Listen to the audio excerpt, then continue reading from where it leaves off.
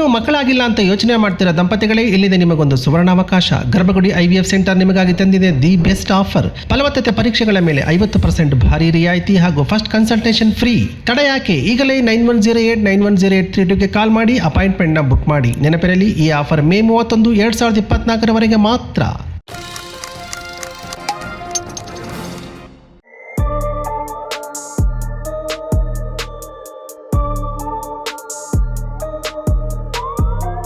Hi friends, mastmaga.comಗೆ ಸ್ವಾಗತ. ನಾನು ಅಮರ್ ಪ್ರಸಾದ್. ಸ್ನೇಹಿತರೆ, ಇತ್ತೀಚೆಗೆ ಪಂಜಾಬ್ನ ಪಟಿಯಾಲದಲ್ಲಿ ಮಗುವೊಂದು ಕೇಕ್ ತಿಂದು ಪ್ರಾಣ ಕಳ್ಕೊಂಡಿತ್ತು. ಮಾರ್ಚ್ 24ನೇ ತಾರೀಕು 10 ವರ್ಷದ ಮಾನ್ವಿ ತನ್ನ ಹುಟ್ಟುಹಬ್ಬದ ಕೇಕ್ ಕಟ್ ಮಾಡಿ ಅದನ್ನು ತಿಂದ ಕೆಲವೇ ಗಂಟೆಗಳಲ್ಲಿ ಪ್ರಾಣ ಬಿಟ್ಟಿದ್ಲು. ಆಕೆ ಮಾತ್ರ ಅಲ್ಲ, ಆಕೆಯ ಪೂರಾ ಕುಟುಂಬ ಆ ಕೇಕ್ನಿಂದ ಅಸ್ವಸ್ಥವಾಗಿತ್ತು. ಆಸ್ಪತ್ರೆಗೆ ಹೋಗೋಕೆ ಮುಂಚೆ ಮಾನ್ವಿ ಪ್ರಾಣ ಕಳ್ಕೊಂಡಾಗಿತ್ತು. ಆಮೇಲೆ ಪೊಲೀಸರು ಆ ಕುಟುಂಬಸ್ಥರು ತಿಂದ ಕೇಕನ್ನು ಪರೀಕ್ಷೆಗೆ ತಗೊಂಡು ಹೋದ್ರು. ಅದರ ರಿಪೋರ್ಟ್ ಬಂದಿದೆ. ಶಾಕಿಂಗ್ ವಿಚಾರಗಳು ಹೊರಗೆ ಬಂದಿದೆ. ಹಾಗಿದ್ರೆ ಕೇಕ್ನಲ್ಲಿ ಕೆಲವೇ ಗಂಟೆಗಳಲ್ಲಿ ಪ್ರಾಣ ತೆಗೆಯುವಂಥ ವಿಷ ಯಾರಾದರೂ ಹಾಕಿದ್ರಾ? ಮಾನ್ವಿ ಹೇಗೆ ಪ್ರಾಣ ಕಳ್ಕೊಂಡಿದ್ದು?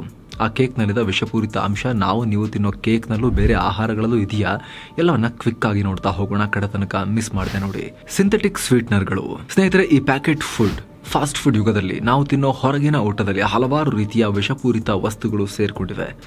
ಪ್ರಿಸರ್ವೇಟಿವ್ಗಳು, ಕೃತಕ ಫ್ಲೇವರ್ಗಳು, ಕೃತಕ ಸಿಹಿ ಕಾರಕ ಅಥವಾ ಆರ್ಟಿಫಿಷಿಯಲ್ ಸ್ವೀಟ್ನರ್ಗಳು, ಬೇಕಾದಷ್ಟು ಸ್ಲೋ ಪಾಯ್ಸನ್ಗಳು ನಮ್ಮ ದೇಹವನ್ನು ಸೇರ್ತಾ ಇವೆ.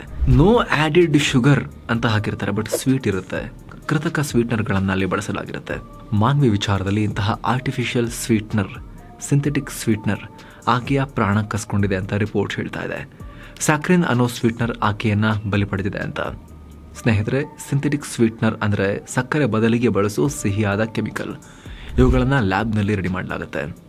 ಪೆಟ್ರೋಲಿಯಂ ಹಾಗೂ ಕೋಲ್ ಟಾರ್ನಿಂದ ಪಡೆದ ಟಾಲಿನ್ ಸಂಯುಕ್ತ ವಸ್ತುವಿನಿಂದ ಈ ಸ್ಯಾಕ್ರಿನ್ ಅನ್ನೋ ಸ್ವೀಟ್ನರನ್ನು ತಯಾರಿಸಲಾಗುತ್ತೆ. ಸಕ್ಕರೆ ರೀತಿಯೇ ಇದು ಬಿಳಿಯ ಕ್ರಿಸ್ಟಲಿನ್ ಪೌಡರ್ ರೂಪದಲ್ಲಿ ಹಾಗೂ ಲಿಕ್ವಿಡ್ ರೂಪದಲ್ಲೂ ಸಿಗುತ್ತೆ. ಇದರಲ್ಲಿ ಯಾವುದೇ ಕ್ಯಾಲರಿ ಹಾಗೂ ಕಾರ್ಬೋಹೈಡ್ರೇಟ್ಸ್ ಇರೋದಿಲ್ಲ. ಹಾಗಾಗಿ ಸಕ್ಕರೆ ಬದಲಿಗೆ ಕೆಲವರು ಇದನ್ನು ನೋ ಆ್ಯಡೆಡ್ ಶುಗರ್ ಅಂತ ಹಾಕಿ ಬಳಸ್ತಾರೆ. ಸೋ ಕಾಲ್ಡ್ ಡಯಟ್ ಸಾಫ್ಟ್ ಡ್ರಿಂಕ್ಗಳು, ಡಯಟ್ ಸೋಡಾ. ಇಲ್ಲಿ ನಾವು ಡಯಟ್ ಸೋಡಾ ಅಂತಷ್ಟೇ ಹೇಳಿದ್ದೀವಿ. ಅಲ್ಲಿ ಯಾವ ಬ್ರ್ಯಾಂಡನ್ನು ಬೇಕಾದರೂ ನಿಮಗೆ ಅನಿಸಿದ್ದು ನೀವು ಹಾಕೋಬೋದು. ನಾವು ಹಾಕಿದ್ರೆ ಅವ್ರ ಹತ್ರ ಇರೋ ದುಡ್ಡಿನ ಚೀಲವನ್ನು ಓಪನ್ ಮಾಡಿ ಕೋರ್ಟಲ್ಲಿ 25 ಕೇಸ್ ಹಾಕಿಸಿ ಟ್ರಬಲ್ ಕೊಡ್ತಾರೆ ಕಳ್ಳರು. ಹಾಗೆ ನಾವು ಯಾವ ಬ್ರ್ಯಾಂಡ್ ಹೆಸರನ್ನು ಕೂಡ ಇಲ್ಲಿ ಯೂಸ್ ಮಾಡೋದಿಲ್ಲ. ನಿಮಗೆ ಇಷ್ಟ ಬಂದಿದ್ದು ನೀವು ಹಾಕೋಬೋದು. ಇವುಗಳಲ್ಲಿ ಈ ಸ್ಯಾಕ್ರಿನ್ ಹಾಗೂ ಆಸ್ಪೆಟಮ್ ಸಿಂಥೆಟಿಕ್ ಸ್ವೀಟ್ನರ್ ಬಳಕೆಯಾಗುತ್ತೆ. ಶುಗರ್ಲೆಸ್ ಆಗಿನೂ ಇರುತ್ತೆ, ಸಿಹಿಯಾಗಿನೂ ಇರುತ್ತೆ. ಇಂತಹ ಯಾವುದಾದ್ರೂ ಪದಾರ್ಥವನ್ನು ನೀವು ತಿಂದಿದ್ದೀರಾ ಅಂದರೆ ಅದರಲ್ಲಿ ಈ ರೀತಿ ಅನ್ಹೆಲ್ದಿ ಸ್ವೀಟ್ನರ್ಗಳು ಇರ್ತವೆ. ಇನ್ನೊಂದು ವಿಚಾರ ಏನು ಅಂದರೆ, ಈ ಸ್ಯಾಕ್ರಿನ್ ನಮ್ಮ ದೇಹದಲ್ಲಿ ಬ್ರೇಕ್ ಡೌನೇ ಆಗಲ್ಲ. ಹೇಗೆ ತಿಂತೀವೋ ಹಾಗೆ ದೇಹದಿಂದ ಹೊರಗೆ ಹೋಗುತ್ತೆ.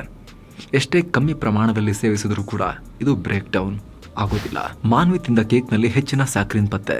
ಮಾನ್ವಿ ಕುಟುಂಬ ತಿಂದ ಕೇಕ್ನಲ್ಲಿ ಹೆಚ್ಚಿನ ಕಾನ್ಸಂಟ್ರೇಷನ್ ಇರೋ ಸ್ಯಾಕ್ರಿನ್ ಅಂಶಗಳು ಪತ್ತೆಯಾಗಿವೆ. ಕೇಕ್ ತಯಾರಿಕೆಗೆ ಈ ಸ್ವೀಟ್ನರ್ ಬಳಸಲಾಗಿದೆ. ಹೆಚ್ಚಿನ ಪ್ರಮಾಣದಲ್ಲಿ ಸ್ಯಾಕ್ರಿನ್ ಸೇವನೆ ಮಾಡಿದಾಗ ರಕ್ತದಲ್ಲಿ ಗ್ಲೂಕೋಸ್ ಲೆವೆಲ್ ಇದ್ದಕ್ಕಿದ್ದ ಹಾಗೆ ಪೀಕಿಗೆ ಹೊಡೆಯುತ್ತೆ. ಮಾನ್ವಿ ರಾತ್ರಿ ಬರ್ತ್ಡೇ ಆಚರಿಸಿಕೊಂಡು ಕೇಕ್ ತಿಂದಿದ್ದಾಳೆ. ಅದರ ಬೆನ್ನಲ್ಲೇ ಆಕೆ ಹಾಗೂ ಆಕೆಯ ತಂಗಿ ಇಬ್ರು ಕೂಡ ವಾಮಿಟ್ ಮಾಡಿದ್ದಾರೆ. ತಮ್ಮ ಬಾಯಿ ಒಣಗ್ದಂಗೆ ಆಗ್ತಾ ಇದೆ ಅಂತ ಹೇಳಿದ್ದಾರೆ. ಈ ವೇಳೆ ಅವ್ರನ್ನ ಆಸ್ಪತ್ರೆಗೆ ಕರ್ಕೊಂಡು ಹೋಗಿದ್ರೆ ಈ ಅನಾಹುತ ಆಗ್ತಿರ್ಲಿಲ್ವೇನೋ. ಆದರೆ ಮಾನ್ವಿ ಅವತ್ತು ರಾತ್ರಿ ಮಲಗಿ ಮರುದಿನ ಬೆಳಗ್ಗೆ ಎದ್ದು ನೀರು ಕುಡಿದು ಮತ್ತೆ ಮಲಗಿದ್ದಾಳೆ. ಆದರೆ ಮತ್ತೊಮ್ಮೆ ಹೋಗಿ ನೋಡಿದಾಗ ಮಾನ್ವಿ ಪ್ರಜ್ಞಾಹೀನ ಸ್ಥಿತಿಯಲ್ಲಿದ್ಲು. ಅಸ್ವಸ್ಥಳಾದ ಮಗುವನ್ನು ಆಸ್ಪತ್ರೆಗೆ ಕರ್ಕೊಂಡು ಹೋದರೆ ಇಲ್ಲ, ಆಕೆ ಇನ್ನಿಲ್ಲ, ಹೋಗ್ಬಿಟ್ಟಿದ್ದಾಳೆ ಅನ್ನೋ ವಿಚಾರ ಗೊತ್ತಾಗಿದೆ. ಇದಾದ 3 ದಿನಕ್ಕೆ ಕೇಕ್ ತಯಾರಿಸಿದ ಬೇಕರಿ ವಿರುದ್ಧ ಕೇಸ್ ದಾಖಲಾಗಿದೆ. WHO ಎಚ್ಚರಿಕೆ. ಸ್ನೇಹಿತರೆ, ಕಳೆದ ವರ್ಷ ವಿಶ್ವ ಆರೋಗ್ಯ ಸಂಸ್ಥೆ ಕೊಟ್ಟ ರಿಪೋರ್ಟ್ನಲ್ಲಿ ಪ್ರತಿ ತಿಂಗಳು ಭಾರತದ 38% ನಗರವಾಸಿಗಳು ಆರ್ಟಿಫಿಷಿಯಲ್ ಸ್ವೀಟ್ನರ್ಗಳನ್ನು ಸೇವಿಸುತ್ತಿದ್ದಾರೆ ಅಂತ ಗೊತ್ತಾಗಿದೆ. ಅಷ್ಟೇ ಅಲ್ಲ, ಈ ಆರ್ಟಿಫಿಷಿಯಲ್ ಸ್ವೀಟ್ನರ್ಗಳು ಟೈಪ್ 2 ಡಯಾಬಿಟೀಸ್ ಹಾಗೂ ಹೃದಯದ ರಕ್ತನಾಳ ಸಂಬಂಧಪಟ್ಟ ಕಾಯಿಲೆಗಳು ಹಾಗೂ ಲಿವರ್ ಕ್ಯಾನ್ಸರ್ಗೂ ಕಾರಣ ಆಗಬಹುದು ಅಂತ ವಿಶ್ವ ಆರೋಗ್ಯ ಸಂಸ್ಥೆ ಎಚ್ಚರಿಕೆ ಕೊಟ್ಟಿದೆ. ವಿಪರ್ಯಾಸ ಅಂದ್ರೆ ಡಯಟ್ ಸೋಡಾಗಳು, ಶುಗರ್ ಫ್ರೀ ಗಮ್ಗಳು ಅಥವಾ ಯಾವುದೇ sugar free items, no added sugar ಅಂತ ಹಾಕಿ ಅಲ್ಲಿ ಈ ಅಂಶಗಳನ್ನು ಸೇರಿಸಿದ್ರೆ ಅದರಲ್ಲಿ ಆಸ್ಪೆಟೈಮ್ ಸೇರಿ 5 ರೀತಿಯ ಬೇರೆ ಬೇರೆ ಸ್ವೀಟ್ನರ್ಗಳನ್ನು ಬಳಸಲಾಗಿರುತ್ತೆ. ಭಾರತದಲ್ಲಿ ಪರ್ಮಿಷನ್ ಇದೆ. ಖುದ್ದು FSSAI ಇದಕ್ಕೆ ಅನುಮತಿ ಕೊಟ್ಟಿದೆ. ಸ್ಯಾಕ್ರಿನ್, ಸೋಡಿಯಂ, ಆಸ್ಪೆಟೈಮ್, ಅಸಸಲ್ಫೇಮ್, ಸುಕ್ರಲೋಸ್, ನಿಯೋಟೇಮ್ ಹಾಗೂ ಐಸೋಮಾಲ್ಟಿಲೋಸ್ ಭಾರತದಲ್ಲಿ ಬಳಕೆಯಲ್ಲಿವೆ. ವಿಶ್ವ ಆರೋಗ್ಯ ಸಂಸ್ಥೆ ನಡೆಸಿರುವ ಸರ್ವೆನಲ್ಲಿ 38% ಜನ energy drinks, sugar free chocolates, sugar free ice cream, energy ಬಾರ್ಗಳನ್ನು ರೆಗ್ಯುಲರ್ ಆಗಿ ತಿಂತೀವಿ ಅಂತ ಹೇಳಿದ್ದಾರೆ. ಇವುಗಳಲ್ಲೆಲ್ಲ ಈ ಸ್ವೀಟ್ನರ್ಸ್ ಬಳಸಲಾಗುತ್ತೆ. ಈ ವಸ್ತುಗಳ ಪ್ಯಾಕೇಜ್ ಮೇಲೆ ದೊಡ್ಡದಾಗಿ 0 ಶುಗರ್ ಅಂತ ಬರೆಯಲಾಗಿರುತ್ತೆ. ಆದರೆ ಸಕ್ಕರೆ ಬದಲಿಗೆ ಈ ರೀತಿ ಆರ್ಟಿಫಿಷಿಯಲ್ ಸ್ವೀಟ್ನರ್ಗಳನ್ನು ಬಳಸಲಾಗಿರುತ್ತೆ. ಕೇಕ್ಗಳು, ಜಾಮ್, ಜೆಲ್ಲಿ, ಸ್ವೀಟ್ ಕ್ಯಾಂಡಿಗಳು, ಚಿಂಗಮ್ಗಳು, ಸಲಾಡ್, ಈ ರೀತಿ ಎಲ್ಲ ಲೋ ಕ್ಯಾಲರಿ ಫುಡ್ಗಳಲ್ಲಿ ಸ್ಯಾಕ್ರಿನ್ ಹಾಕೋಕೆ ಶುರು ಮಾಡಿದ್ದಾರೆ. 0 ಶುಗರ್ ಅಂತ ಈ ಕಂಪನಿಗಳು ಮಾಡೋ ಮಾರ್ಕೆಟಿಂಗ್ಗೆ ದೇಶದ ಜನ ಬಲಿಯಾಗ್ತಾ ಇದ್ದಾರೆ. ಮ್ಯೂಸಿಕ್ ಸಿಡಿ ಅಂತ ಮದ್ಯದ ಅಡ್ವರ್ಟೈಸ್ ಕೊಡೋದು, ಸಿಲ್ವರ್ ಏಲಕ್ಕಿ ಅಂತ ಬೇರೇನೋ ಮಾರಾಟ ಮಾಡೋದು, ಪಾನ್ ಮಸಾಲ ಅಂತ ಹೇಳಿ ಇಂಡೈರೆಕ್ಟ್ ಆಗಿ ಗುಟ್ಕಾ ಜಾಹೀರಾತುಗಳನ್ನು ಕೊಡೋದು ಅತ್ಯಂತ ಅಸಹ್ಯಕರವಾಗಿ. ಈ so called big stars sugar free ಅಂತ ನಿಮಗೆ ಡೂಪ್ಲಿಕೇಟ್ ಶುಗರ್ ಅನ್ನು ತಿನ್ನಿಸೋದು ಕೂಡ ಅದೇ ರೀತಿನೇ. ಸಕ್ಕರೆಗಿಂತ 200-700 ಪಟ್ಟು ಸಿಹಿಯಾಗಿರೋ ಈ ರೋಗಕಾರಕಗಳನ್ನ ತಿನ್ನಿಸಲಾಗ್ತಾ ಇದೆ.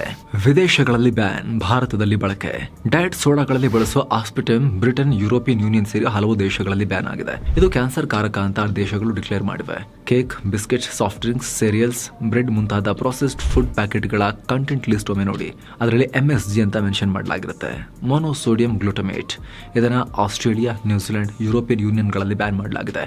ಆದರೆ ನಮ್ಮಲ್ಲಿ ಬಳಕೆ ಆಗ್ತಾ ಇದೆ. ಬ್ರೆಡ್ ಹಾಗೂ ಇತರ ಬೇಕರಿ ಐಟಮ್ಗಳಲ್ಲಿ ಬಳಸೋ ಪೊಟ್ಯಾಷಿಯಂ ಬ್ರೋಮೇಟ್ ಯುರೋಪಿಯನ್ ಯೂನಿಯನ್, ಕೆನಡಾ, ಬ್ರೆಜಿಲ್ನಲ್ಲಿ ಬ್ಯಾನ್ ಆಗಿದೆ. ಆದರೆ ನಮ್ಮ ಸರ್ಕಾರಗಳ ಪ್ರಕಾರ ಭಾರತೀಯರದನ್ನು ತಿಂದರೆ ಏನೂ ಆಗಲ್ವೇನೋ, ಅದಕ್ಕೆ ಇಲ್ಲಿ ಬ್ಯಾನ್ ಆಗಿಲ್ಲ.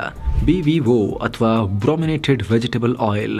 ನಿಮ್ಮ ಸ್ಕ್ರೀನ್ ಮೇಲೆ ಕಾಣಿಸ್ತಿರೋ ಡ್ಯಾಶ್ ನಂತಹ ಸಿಟ್ರಸ್ ಫ್ಲೇವರ್ ಇರೋ ಸಾಫ್ಟ್ ಡ್ರಿಂಕ್ಗಳಲ್ಲಿ ಇದರ ಬಳಕೆ ಇದೆ. ಆದರೆ ಜಪಾನ್, ಯುರೋಪಿಯನ್ ಯೂನಿಯನ್ ಸೇರಿ ಹಲವು ದೇಶಗಳಲ್ಲಿ ಬ್ಯಾನ್ ಆಗಿದೆ. ನಮ್ಮ ರೈತರು ಜಮೀನಲ್ಲಿ ಕಳೆ ಇರಬಾರದು, ಸಿಮೆಂಟ್ ನೆಲದ ರೀತಿ ತೋಟ ಇರಬೇಕು ಅಂತ ರೌಂಡ್ ಅಪ್ ಅನ್ನೋ ಕಳೆನಾಶಕ ಬಳಸ್ತಾರೆ. ಇದರಲ್ಲಿರೋ ಗ್ಲೈಫೋಸೇಟ್ ಅನ್ನ ಖುದ್ದು ವಿಶ್ವ ಆರೋಗ್ಯ ಸಂಸ್ಥೆ ಹಾನಿಕಾರಕ, ಹೃದಯ, ಕಿಡ್ನಿ ಸಂಬಂಧಿತ ಕಾಯಿಲೆ ತರುತ್ತೆ ಅಂತ ಹೇಳಿದೆ. ಸಣ್ಣ ರಾಷ್ಟ್ರಗಳಾದ ಶ್ರೀಲಂಕಾ, ವಿಯೆಟ್ನಾಂಗಳು ಬ್ಯಾನ್ ಮಾಡಿವೆ. ಆದರೆ ನಮ್ಮಲ್ಲಿ ಅದಿನ್ನೂ ಕೂಡ ಬಳಕೆಯಲ್ಲಿದೆ. ಸ್ನೇಹಿತರೆ, ನಮ್ಮ ದೇಶದಲ್ಲಿ ಜನರ ಜೀವಕ್ಕೆ ಬೆಲೆ ಕಮ್ಮಿ, ಈ ದೊಡ್ಡ ದೊಡ್ಡ ಕಂಪನಿಗಳ ಲಾಬಿಗಳಿಗೆ ಬೆಲೆ ಜಾಸ್ತಿ. ಯಾಕಂದ್ರೆ ದುಡ್ಡಿದೆ, ಅವರ ಹತ್ರ ಚೆಲ್ತಾರೆ, ಜನ ಬಲಿಯಾಗ್ತಿದ್ದಾರೆ. ಆದರೆ ಪಂಜಾಬ್ನಲ್ಲಿ ನಡೆದ ಘಟನೆಯಿಂದಾದರೂ ಕೂಡ ನಾವು ಎಚ್ಚೆತ್ತುಕೊಳ್ಳದೆ ಹೋದರೆ ಸೀರಿಯಸ್ ಪರಿಣಾಮಗಳನ್ನು ಫೇಸ್ ಮಾಡಬೇಕಾಗತ್ತೆ. ಅದರಲ್ಲೂ ಅಪ್ರಾಪ್ತ ಮಕ್ಕಳಿಗೆ ಅವರು ಸೇವಿಸುವ ಆಹಾರದ ಬಗ್ಗೆ ಕ್ಲಾರಿಟಿ ಇರೋದಿಲ್ಲ. ಬಣ್ಣ ಬಣ್ಣದ ಸಾಫ್ಟ್ ಡ್ರಿಂಕ್ಗಳನ್ನು ನೀವು ಕುಡಿದ್ರೆ ನಿಮ್ಮನ್ನು ನೋಡಿ ಅವರು ಕೂಡ ಬೇಕು ಅಂತ ಹೇಳ್ತಾರೆ. ಕೆಲ ಕೇಸ್ಗಳಲ್ಲಿ ಈ ರೀತಿ ಅನಾಹುತ ಆಗುತ್ತೆ. ಇದರಿಂದ ಮಕ್ಕಳಿಗೆ ಇವುಗಳ ಅಭ್ಯಾಸ ಆಗದೆ ಇರೋ ಥರ ನೋಡ್ಕೋಬೇಕು. ಕೇವಲ ಮಕ್ಕಳಿಗಂತಲ್ಲ, ಯಾರಿಗೂ ಕೂಡ ಇವು ಒಳ್ಳೆಯದಲ್ಲ. ಹಾಗಾಗಿ ಏನು ಮಾಡಬೇಕು, ಯಾವುದನ್ನು ಅವಾಯ್ಡ್ ಮಾಡಬೇಕು? ಯಾವುದೇ ಔಟ್ಸೈಡ್ ಫುಡ್, ಪ್ಯಾಕೇಜ್ಡ್ ಫುಡ್, ಅದು ಬಾಟ್ಲಿಲಿರಲಿ ಅಥವಾ ಅದು ಪ್ಯಾಕೆಟ್ನಲ್ಲಿರಲಿ, ಯಾವುದೇ ಇರಲಿ ಅವಾಯ್ಡ್ ಮಾಡಿ. ಬೇಡ ಸ್ನೇಹಿತರೆ, ಮನೇಲಿ ಮಾಡ್ಕೊಂಡು ನೀವೇ ತಿನ್ನಿ. ಹೆಲ್ದಿ ಇಂಗ್ರೀಡಿಯೆಂಟ್ಸನ್ನು ಹಾಕಿ, ಅರ್ಧಕ್ಕರ್ಧ ರುಚಿ ಕಮ್ಮಿ ಆದರೂ ಪರವಾಗಿಲ್ಲ, ಹೆಲ್ದಿ ಇರುತ್ತೆ. ಹೆಲ್ದಿ ಈಟಿಂಗ್ ಹ್ಯಾಬಿಟ್ಸನ್ನು ನೀವು ಫಾಲೋ ಮಾಡಿ, ಮಕ್ಕಳಿಗೂ ಅದನ್ನೇ ಕಲಿಸಿ ದಯವಿಟ್ಟು. Thank you so much. ಮತ್ತೆ ಭೇಟಿ ಆಗ್ತಿರೋಣ. ನಮಸ್ತೆ.